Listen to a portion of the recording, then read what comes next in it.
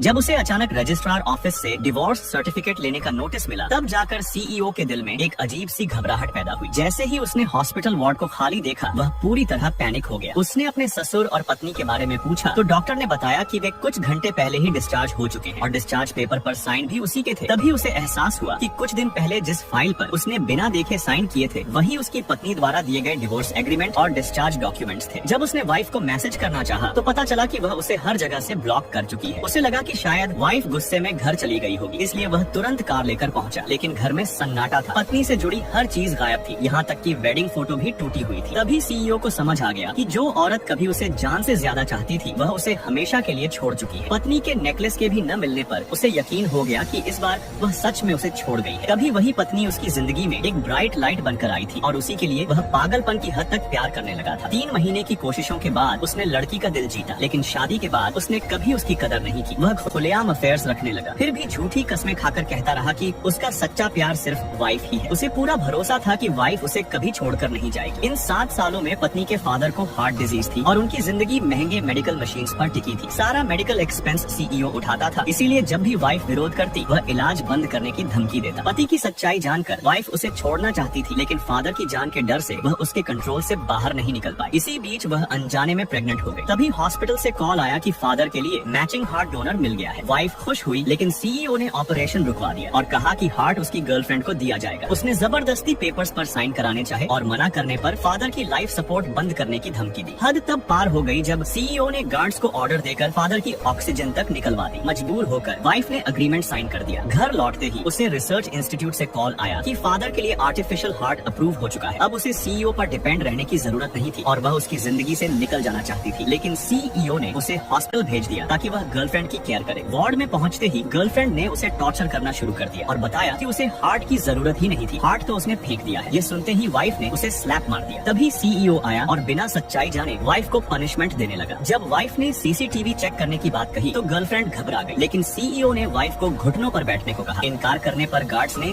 उसे जमीन पर गिरा दिया और सीईओ गर्लफ्रेंड को लेकर चला गया। उनके जाते ही गार्ड्स ने वाइफ को बेरहमी से पीटा। वह चिल्लाती रही कि वह प्रेग्नेंट है, लेकिन किसी ने नहीं सुना। वार्ड से बाहर जाते वक्त सीईओ को अजीब बेचैनी हुई, लेकिन उसने उसे नजरअंदाज कर दिया। कुछ ही देर बाद उसे पता चला कि वार्ड में एक प्रेग्नेंट वुमन की हैवी ब्लीडिंग हो रही है। जब वह दौड़कर अंदर पहुंचा तो वहां सिर्फ वाइफ की प्रेगनेंसी रिपोर्ट पड़ी थी। उसे नहीं पता था कि वाइफ उस वक्त ठंडे ओटी में थी और उनका अनबॉर्न बेबी हमेशा के लिए इस दुनिया से चला गया था। लेकिन वह आदमी अब भी अनजान था और मुस्कुराते हुए बेबी के लिए गिफ्ट लेकर वाइफ के पास आ गया।